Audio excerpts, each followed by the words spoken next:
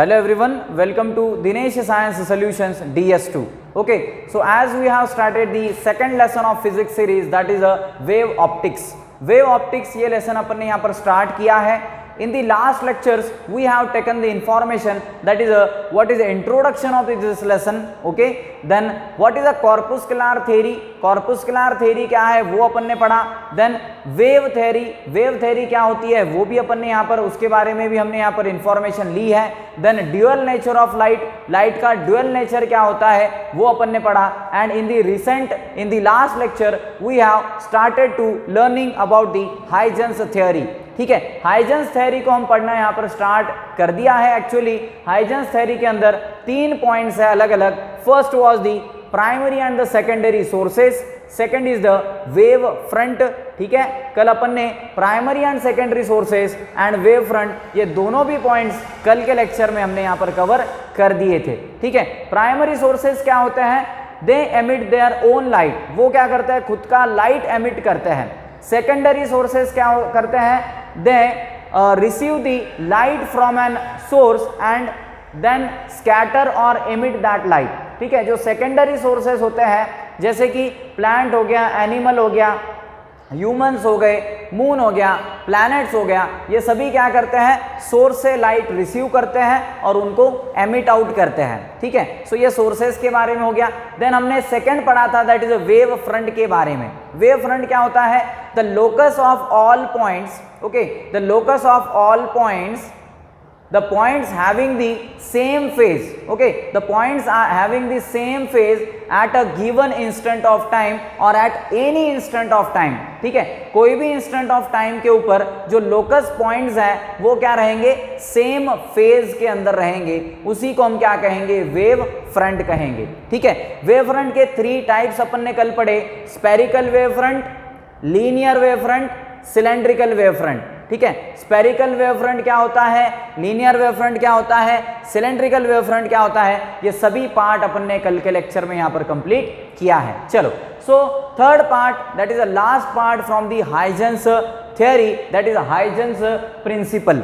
ठीक है, Huygens theory का third part and the last part जो कि काफी ज्यादा इंपॉर्टेंट होने वाला है वो हम यहाँ पर पढ़ने वाले हैं. देखो, सो हाइजेंस प्रिंसिपल क्या है. हाइजेंस का प्रिंसिपल, हाइजेंस का प्रिंसिपल काफी ज्यादा स्टेटमेंट इसका बड़ा है. सबसे पहले मैं यहां पर स्टेटमेंट लिखता हूं और फिर हम उसका मीनिंग यहां पर समझते हैं. Okay, so I will write first of all the statement, each point on the wave front. Okay, so each point on the wave front acts as a secondary source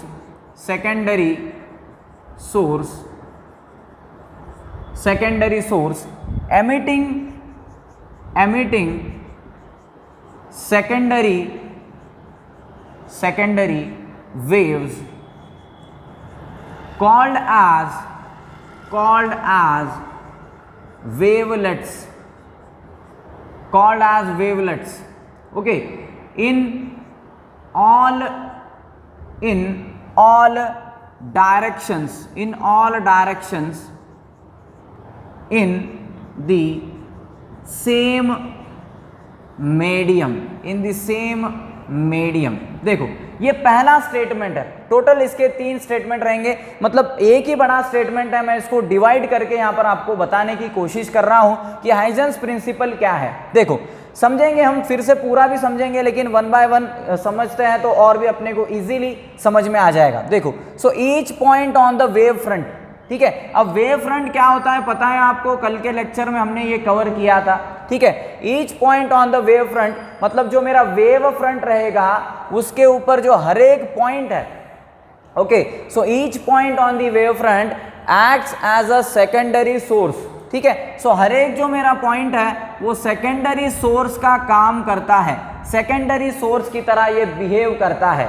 okay, जो हर एक मेरा point है ये secondary source की तरह behave करता है, secondary source की तरह ये काम करता है, एमिटिंग द सेकेंडरी वेव्स. ठीक है, जो कि सेकेंडरी सोर्स है ये क्या करता है, एमिट करता है.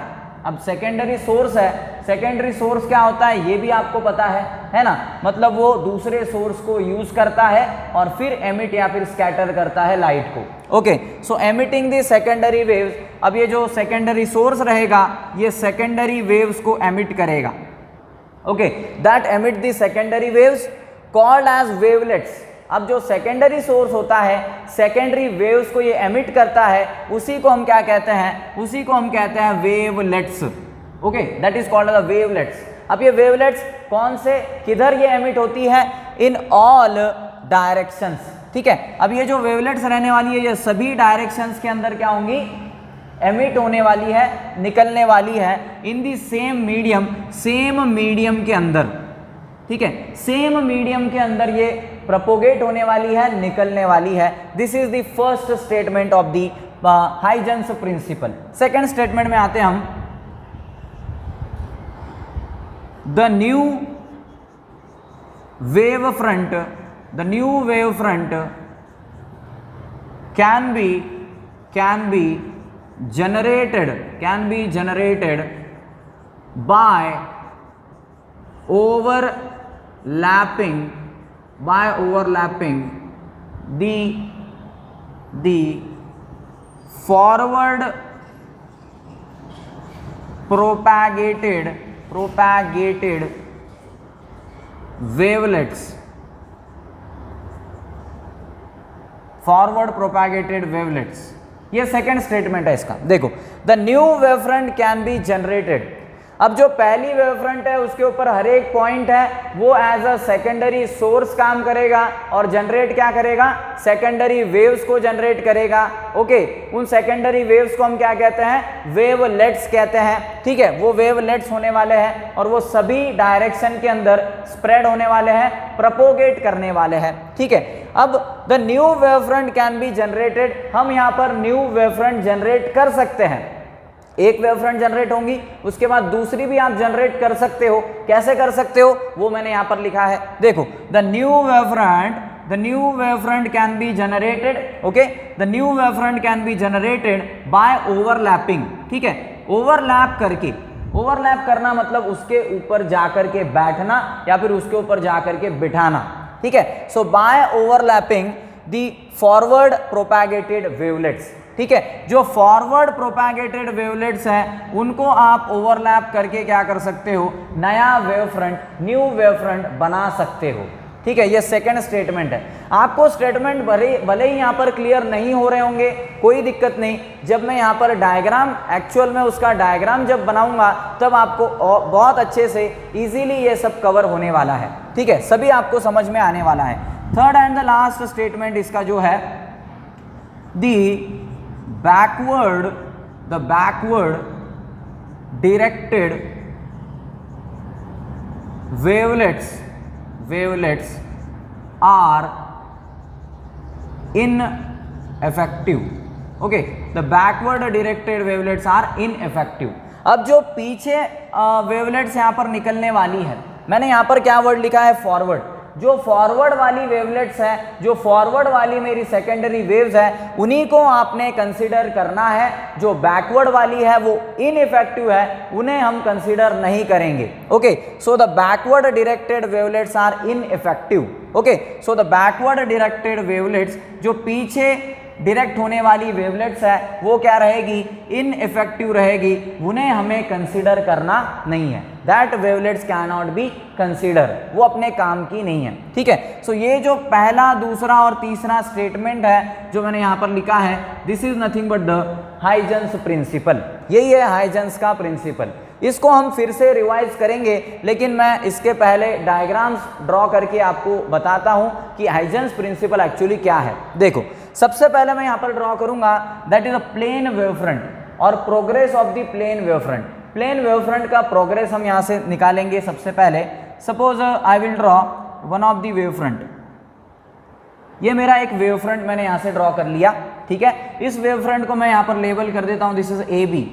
ठीक है, ये वेव फ्रंट का नाम क्या है, A B is one of the wave front. This is a plane wave front. हम यहाँ पर सिर्फ और सिर्फ प्लेन वेव फ्रंट की यहाँ पर बात कर रहे हैं। ठीक है, अब ये जो मेरा प्लेन वेव फ्रंट है, ए बी नाम है इसका। ये जो वेव फ्रंट है, जब मैं देखूं यहाँ पर, ये कौन से टाइम में जनरेट हो रहा है, ठीक है। This plane wave front is generating when the T will be equals to 0।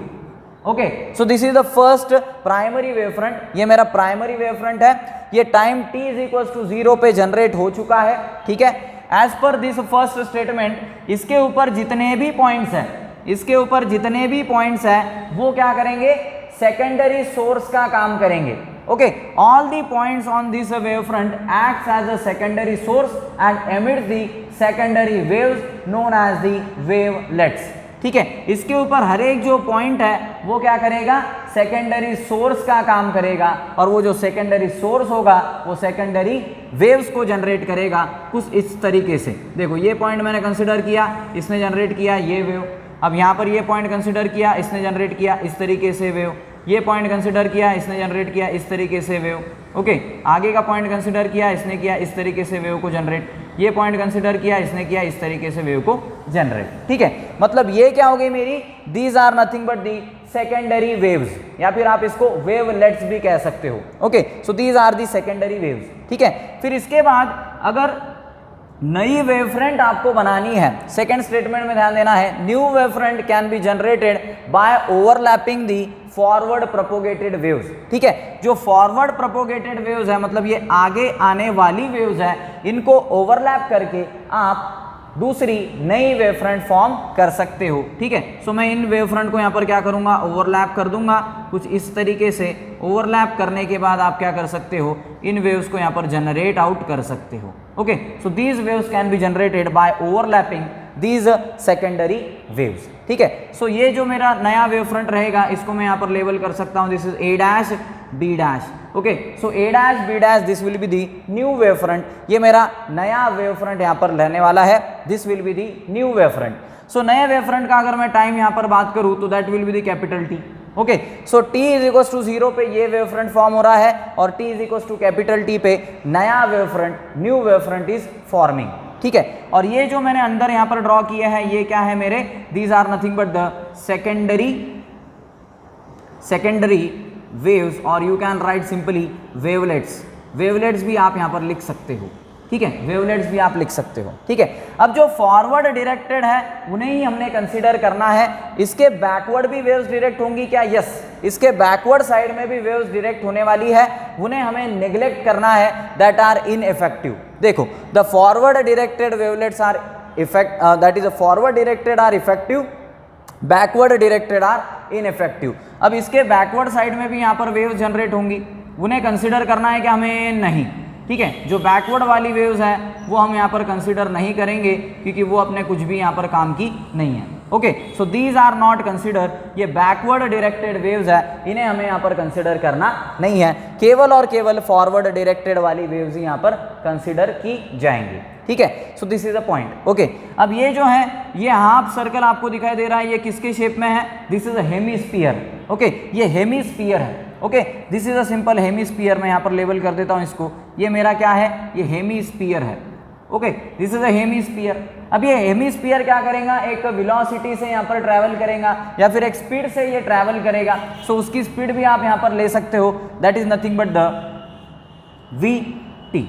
vt is the speed, ठीक है। v is nothing but the velocity and t is nothing but the timing for that. Okay, so vt हम यहाँ पर इसको consider कर सकते हैं। So this will be a simple speed of this hemisphere for travelling forward direction, ठीक है, forward direction के अंदर। सो ये क्या देखा अपन ने, ये देखा हमने प्लेन वेव फ्रंट का प्रोग्रेस। प्रोग्रेस मतलब आगे बढ़ना किस तरीके से होता है। Okay, so this is the progress of the plane wave front. So this is diagram, I will label here progress of plane wave front, ठीक है। ये प्लेन वेव फ्रंट का प्रोग्रेस है, this is the progress of plane wave front, ये plane wave front का progress है। फिर से आ जाओ, आप देख सकते हो स्टेटमेंट के अंदर, each point on the wave front acts as a secondary source. ये वेव फ्रंट के ऊपर हर एक पॉइंट सेकेंडरी सोर्स का काम करेगा, एमिटिंग दी सेकेंडरी वेव्स, जो कि सेकेंडरी वेव्स को जनरेट करेगा। इन्हीं को हम वेवलेट्स कह सकते हैं। इन ऑल डायरेक्शन, सभी डायरेक्शन के अंदर ये प्रोग्रेस करेंगी, सभी डायरेक्शन के अंदर ये प्रोपोगेट होने वाली है। Okay, so in the same medium के अंदर ये यहाँ पर प्रोपोगेट होने वाली है। Okay, the new wave front can be generated by overlapping the forward propagated wavelets. ठीक है, जो फॉरवर्ड प्रोपोगेटेड वेवलेट्स हैं उन्हीं को ओवरलैप करके हम यहाँ पर नई वेव फ्रंट जनरेट कर सकते हैं। So A dash B dash is the new wave front. ठीक है, ये सेकेंड स्टेटमेंट हो गया। Third, the backward directed wavelets are ineffective. जो बैकवर्ड डायरेक्टेड वेवलेट्स है वो यहाँ पर इनइफेक्टिव रहेंगे। ठीक है, so these are the backward directed wavelets, these are the ineffective. मैं यहाँ पर लिख देता हूँ these are the ineffective. Okay, so ये मेरे इनइफेक्टिव रहेंगे क्योंकि ये बैकवर्ड डायरेक्टेड वेवलेट्स हैं। सो ये हमने किसके बारे में डिस्कशन किया? दिस इज दी प्रोग्रेशन और progress of the plane wave front. So ये प्लेन वेव फ्रंट का प्रोग्रेस है। हम स्पेरिकल वेव फ्रंट का भी प्रोग्रेस यहाँ से डिस्कस कर सकते हैं। कैसे लेंगे? चलो यहाँ पर मैं कंटिन्यू करता हूँ। अब हम यहाँ पर बात करेंगे स्पेरिकल वेव फ्रंट की। ठीक है, so suppose consider here that is this is a source. ये मेरा सोर्स है, this is a primary source. ठीक है, ये क्या करेगा? वेव्स जनरेट करेगा इस डायरेक्शन में, इस डायरेक्शन में और इस डायरेक्शन में। ठीक है, तीनों भी डायरेक्शन के अंदर ये यहाँ पर वेव्स को जनरेट करने वाला है। This is our primary source, ये मेरा प्राइमरी सोर्स है। So this generate the waves in the all the directions. Okay, so ये यहाँ पर जो वेव जनरेट करने वाला है this will be a simple spherical wave. ठीक है, ये जो वेव रहेगी ये क्या रहेगी? स्पेरिकल नेचर की। ये स्पीयर मैंने आपके सामने ड्रॉ कर दिया। ठीक है, this is a spherical wave. और ये जो सोर्स रहेगा, जो पॉइंट मैंने यहाँ पर डिनोट किया है, ये क्या है मेरा? ये है मेरा primary. Okay, this is the primary source, ये मेरा प्राइमरी सोर्स है, this is the primary source. Okay, अब इस वेव फ्रंट के ऊपर जो पॉइंट्स रहेंगे, हर एक पॉइंट क्या करता है? सेकेंडरी सोर्स का काम करता है। और सेकेंडरी सोर्स क्या करेगा? सेकेंडरी वेव्स को जनरेट करेगा। ठीक है, सो इस तरीके से ये एक पॉइंट मैंने कंसिडर किया, इसने जनरेट कर दी वेव। ये एक पॉइंट कंसिडर किया, इसने जनरेट कर दी वेव, इसने जनरेट कर दी वेव। और हर एक पॉइंट यहाँ पर क्या करेगा? वेव्स को जनरेट करने वाला है। Okay, so each point will generate the wave here. हर एक पॉइंट यहाँ पर वेव्स को जनरेट आउट करने वाला है। ठीक है, अब इसके बाद में बीच में भी हम यहाँ पर एक सोर्स कंसिडर करते हैं, तो ये भी क्या करेगा? इस तरीके से वेव को जनरेट करेगा। वेव्स यहाँ पर बाद में हम ओवरलैप करेंगे और ओवरलैप करके क्या करेंगे? नए वेव फ्रंट का फॉर्मेशन हम यहाँ पर कर सकते हैं। ठीक है, so these waves will be like this.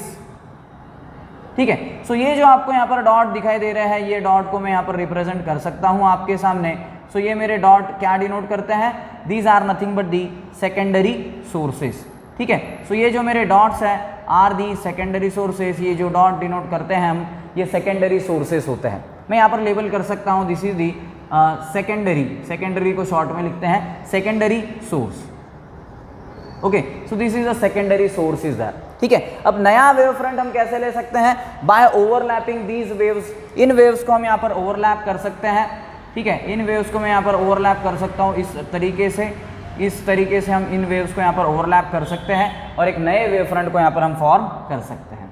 Okay, so this will be a new wave front. ये मेरा यहाँ पर न्यू वेव फ्रंट जनरेट हो चुका है। This is the new wave front. ठीक है, अब जो प्राइमरी वेव फ्रंट था मेरा, तब टाइम क्या था मेरा? t will be equals to 0 था। ठीक है, और जब यहाँ पर न्यू वेव फ्रंट जनरेट हो रहा है, तब जो मेरा टाइम है that will be equals to capital T।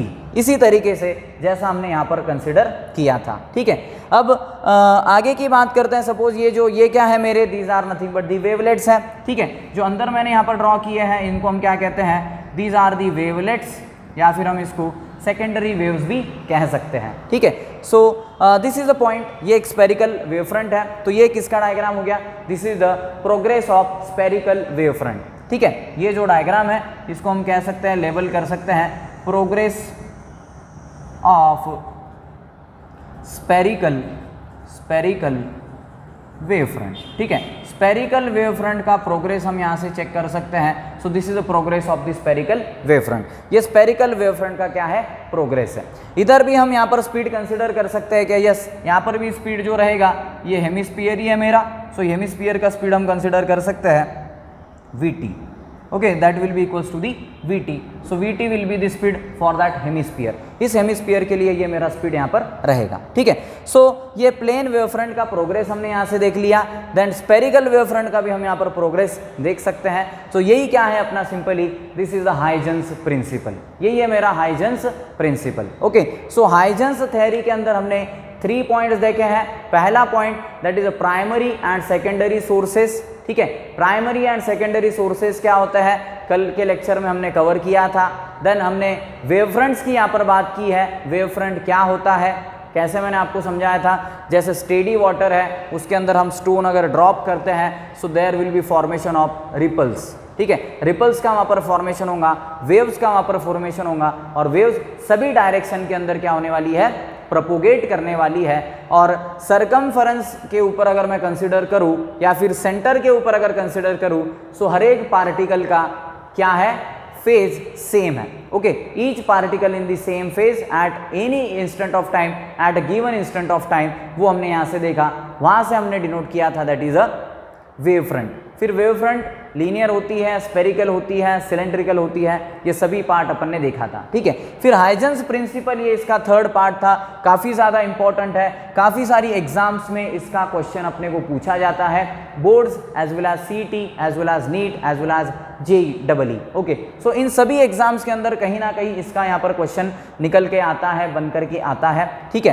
अब ये जो यहाँ पर बताया था हाइजेंस ने, ये जो प्रिंसिपल यहाँ पर बताया है, अब ये प्रिंसिपल किस लिए बताया है, ठीक है। This principle is formulated by the Huygens for determining the, I will write here first of all, for determine the shape of wave front, shape of wave front at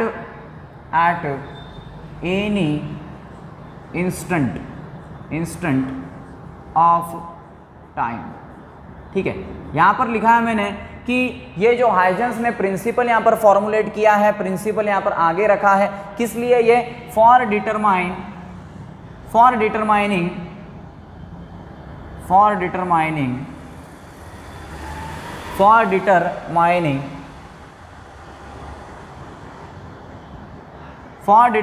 the shape of the wave front, ठीक है। Wave front का shape कैसा है, wave front का at any instant of time, किसी भी समय आप वेव फ्रंट का यहाँ पर से शेप निकाल सकते हो, शेप आप फाइंड आउट कर सकते हो। इसी के लिए हाइजेंस ने ये प्रिंसिपल फॉरवर्ड रखा है, ये प्रिंसिपल यहाँ पर बनाया है, ठीक है। इसके बाद सेकेंड पॉइंट ये है कि अब यहाँ पर बैकवर्ड वेव जो जनरेट होगी, ओके, बैकवर्ड वेव जो जनरेट होने वाली है उसको हम इनइफेक्टिव क्यों कहते हैं, ठीक है। Why the backward waves are ineffective और can be neglected, this doesn't known by the Huygens, ठीक है। ये हाइजेन को भी पता नहीं था कि जो बैकवर्ड वाली वेव्स है, जो बैकवर्ड जनरेटेड वेव्स है, ये यहाँ पर हम इनइफेक्टिव क्यों ठहराते हैं, या फिर बैकवर्ड वाली जो वेव्स है वो हम यहाँ पर कंसिडर क्यों नहीं करते, तो ये हाइजेन सर को भी पता नहीं था, ठीक है। फिर भी ये थ्योरी जो है, ये जो प्रिंसिपल है काफ़ी ज़्यादा इंपॉर्टेंट है, क्योंकि ये काफ़ी सारे फेनोमेनास के अंदर, दैट इज ऑप्टिकल फेनोमेनास के अंदर ये यूज़ होता है। ऑप्टिकल फेनोमेनास में यहाँ पर ये काफ़ी ज़्यादा हद तक यहाँ पर यूटिलाइजेशन इसका होता है, इसके लिए हाइजेंस प्रिंसिपल का यहाँ पर यूज़ होता है। Okay, so this is a simple part about the Huygens theory. Okay, so in the next lecture we will see about the reflection of light on the basis of wave theory of light. Okay, so today we shall stop over here and next part will continue in next lecture. Thank you very much.